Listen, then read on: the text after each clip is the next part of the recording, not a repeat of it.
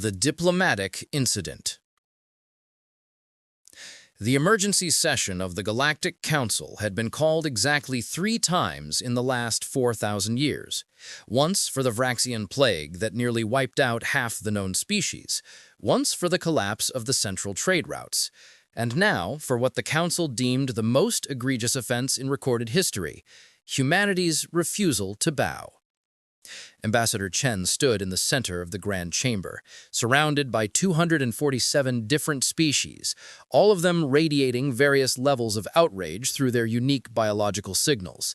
The Qualathi were turning a deep purple, which meant they were beyond furious.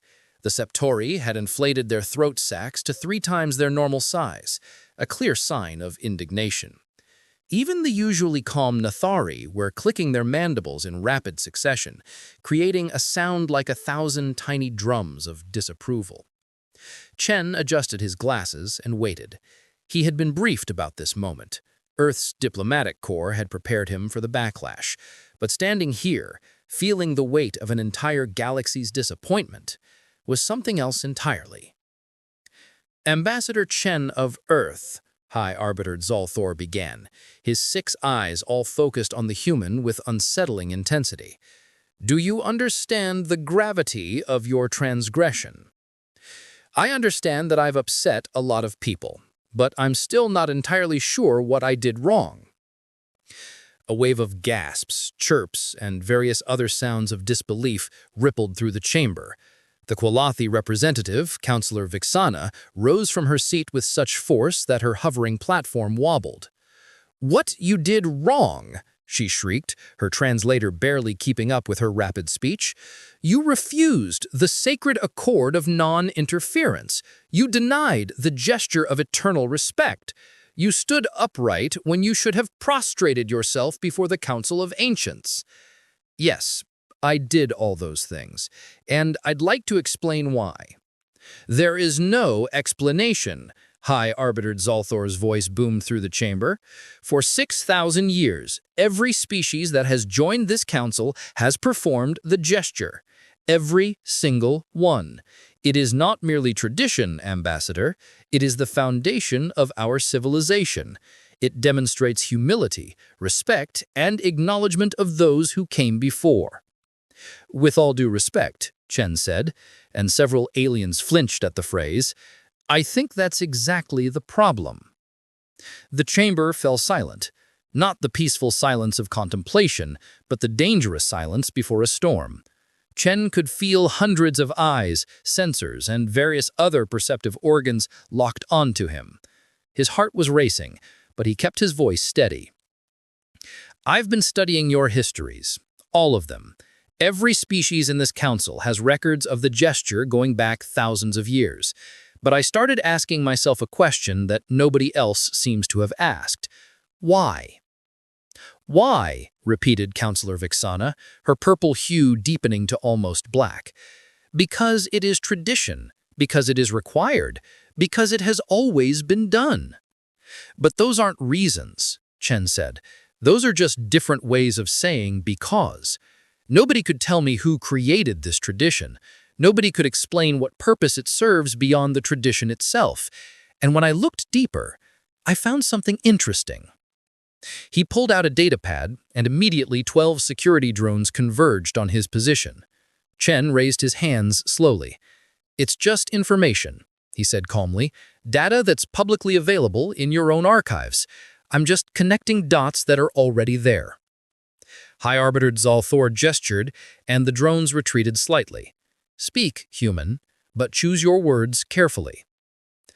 The gesture of eternal respect was instituted 5,942 years ago. It was created by the first council, which consisted of the 5 eldest species at that time. Coincidentally, these same 5 species controlled 98% of the galaxy's resources and military power. The gesture required all newer species to physically lower themselves, to avert their eyes, and to remain silent until given permission to speak. Yes, Zalthor said impatiently, this is all common knowledge. But here's what isn't common knowledge, Chen continued. In the 300 years before the gesture was instituted, there were 17 separate rebellions by younger species against the First Council's authority. After the gesture became mandatory, there were 0 rebellions for the next 2,000 years. The silence in the chamber changed quality. Some of the aliens were beginning to shift uncomfortably. The gesture wasn't created to show respect, Chen said quietly. It was created to enforce obedience. It's a psychological mechanism designed to reinforce a power hierarchy. When you force someone to physically lower themselves, to avert their eyes, to wait for permission to speak, you're not asking for respect, you're demanding submission. "That is preposterous," Councillor Vixana shouted, but her voice lacked its earlier conviction. "Is it?" Chen asked. "Then answer me this. Why does the gesture only apply to species younger than 3,000 years in the Council? Why don't the elder species perform it for each other?" No one answered. "I'll tell you why. Because respect should be mutual. Because hierarchy based solely on age is arbitrary. Because true diplomacy happens between equals, not between masters and subjects." A small voice from the back of the chamber spoke up. It belonged to Representative Kiptal of the Minori, a species that had joined the Council only 800 years ago. "I would like to hear more of what the human has to say," Kiptal said nervously, "if the Council permits." "The Council does not permit," Vixana snapped. "This session was called to censure the human, not to entertain his revolutionary nonsense." But other voices were joining Kiptal's. Younger species, mostly, the ones who had spent centuries performing the gesture, who had never questioned why they had to bow while others stood tall. "I, too, wish to hear more," said a YXL3 representative. "As do I," added a Brolian diplomat. High Arbiter Zolthon looked around the chamber, and for the first time in his 3-century tenure as Arbiter, he seemed uncertain. The foundation of his authority was being questioned, not by violence or rebellion, but by simple logic presented by a species barely out of its cradle. "Very well," Zolthor said finally. "The human may continue. But know this, Ambassador Chen, you are treading on dangerous ground. You are not merely challenging a tradition, you are challenging the social order that has kept this galaxy stable for 6,000 years. "Respectfully, High Arbiter," Chen said, "and I'm not challenging anything. I'm just refusing to participate in a system I find unjust. Earth wants to be part of this council. We want to contribute, to learn, to grow alongside all of you, but we won't do it on our knees. We won't pretend that age automatically equals wisdom or that tradition automatically equals righteousness." "Then what do you propose?" Zolthor asked, his voice carefully neutral. Taking a deep breath, Chen said, "I propose we talk, really talk, not as elders and juniors, not as masters and subjects, but as equals trying to build something better together. I propose we examine every tradition, every protocol, every rule, and ask ourselves, does this serve us now? Does this make us stronger, smarter, more unified? Or does this just maintain a power structure that's outlived its usefulness? And if we refuse," Vixana asked coldly, "then Earth will respectfully decline membership in the Galactic Council. We'll go our own way. We'll trade with whoever wants to trade with us, ally with whoever wants to ally with us, and build our own path through the stars. We won't be enemies, but we won't be subjects either." The chamber fell silent again. The weight of Chen's words settled over the assembly like a heavy blanket. For 6,000 years, species had lined up to join the Galactic Council, had eagerly performed the gesture, had accepted their place in the hierarchy, and now, for the first time, a species was saying, "No thank you." High Arbiter Zolthor stared at the human for a long moment. "This session is adjourned," he said finally. "We will reconvene in 3 cycles to vote on the human question. Until then, Ambassador Chen, you are confined to your quarters." As security drones moved to escort Chen from the chamber, he noticed something interesting. Dozens of younger species representatives were watching him leave, and in their alien eyes, he saw something that hadn't been there before. Hope. The insult had been delivered. Now came the interesting part, seeing what the galaxy would do about it. The unintended revolution.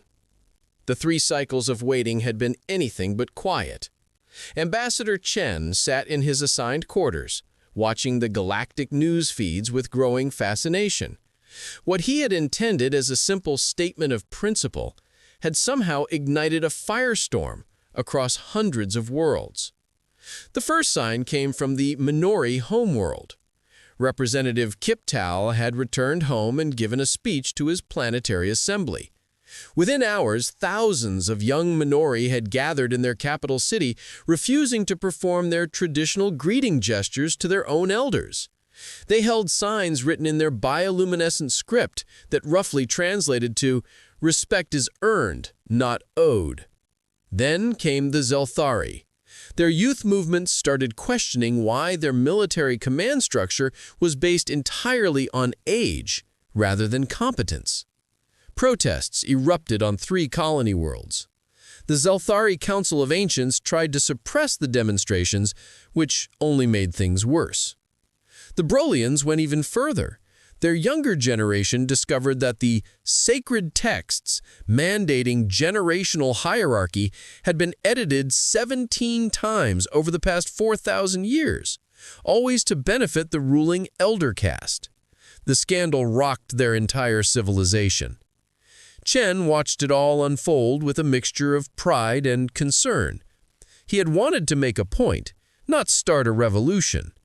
But the galaxy, it seemed, had been a tinderbox waiting for a spark. His door chimed. Chen looked up, surprised. He was supposed to be in isolation. "Come in," he said cautiously. The door slid open, and High Arbiter Zalthor entered, alone. No guards, no drones, no ceremonial entourage. Just an old alien who suddenly looked very, very tired.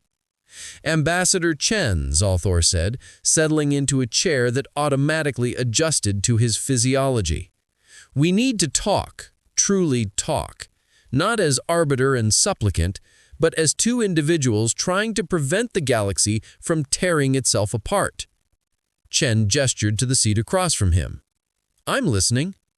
Zalthor was silent for a moment, his 6 eyes studying the human with an intensity that was different from before.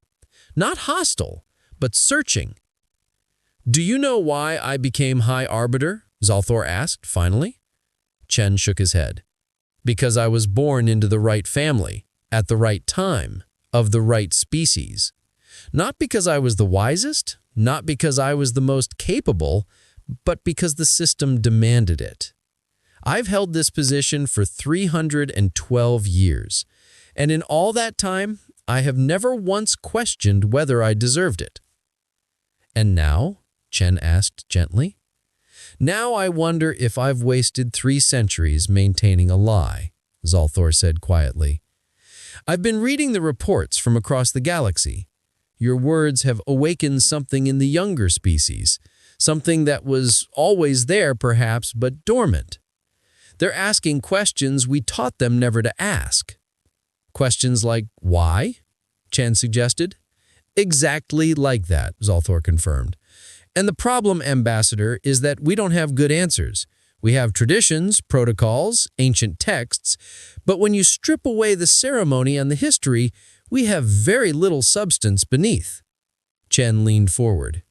"High Arbiter, can I ask you something? And I mean this with genuine curiosity, not as an attack." Zalthor nodded. "In your 300 years as Arbiter, what have you accomplished? What has the Council accomplished? What problems have you solved? What innovations have you fostered? What progress have you made?" Zalthor was silent for a long time. Too long. "We have maintained stability," he said finally, but his voice lacked conviction. "Stability," Chen repeated. "But at what cost? How many brilliant minds from younger species never got to contribute because they were too busy performing gestures and waiting for permission to speak? How many innovations were lost because the elder species decided they weren't worth pursuing? How much potential has this galaxy wasted in the name of stability?" "You make it sound so simple," Zalthor said, a hint of his earlier fire returning. "But you don't understand the chaos that came before, The wars, the genocides, the near-extinction events, the gesture, the hierarchy, the traditions, they ended all that. They brought peace. They brought submission, Chen countered. And there's a difference. Peace based on suppression isn't real peace. It's just the absence of visible conflict.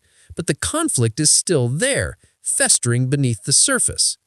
That's why my words caused such an explosion. The pressure has been building for millennia. I just happened to be the one who pointed out that the safety valve existed. Zalthor stood and walked to the window, looking out at the vast space station that housed the council chambers. So, what do we do now? The galaxy is in turmoil. Species are turning against their own leadership. Ancient alliances are fracturing. All because you refused to bow. No, Chen said firmly. All because the system was already broken. I just made it visible.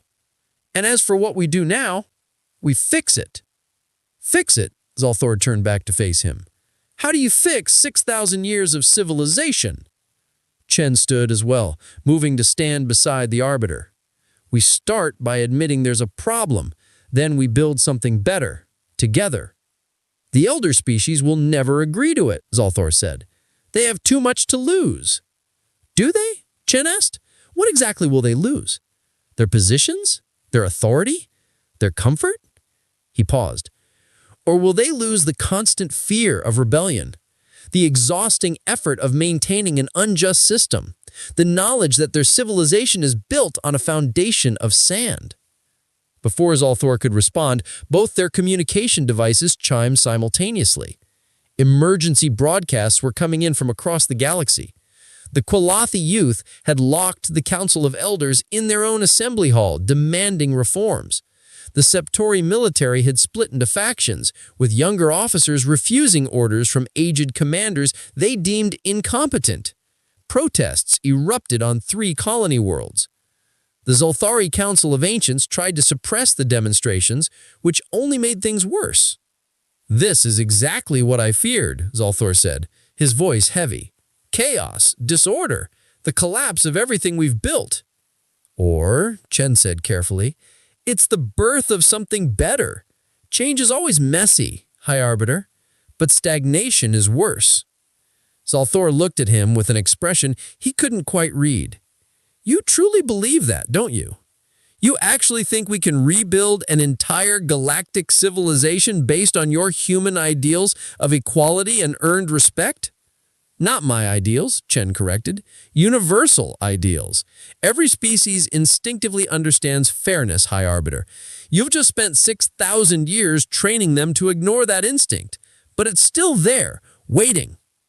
Another chime. This time it was a direct message to Zalthor.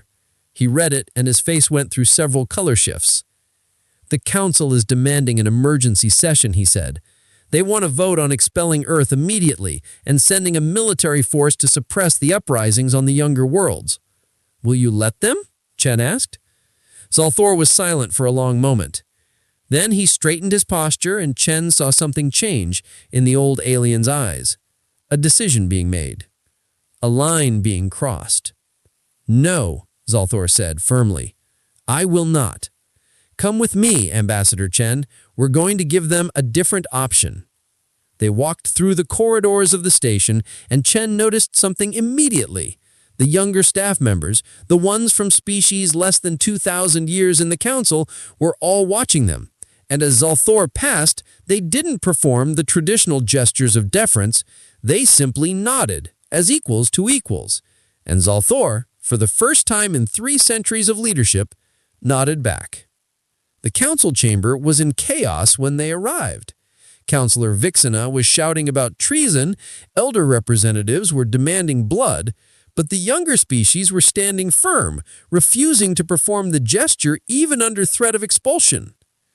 Zalthor walked to the center of the chamber, and the acoustic dampeners activated automatically, silencing the din. All eyes turned to the High Arbiter.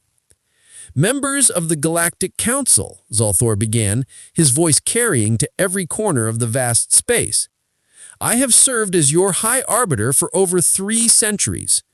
In that time, I have upheld every tradition, enforced every protocol, and maintained the systems our ancestors established.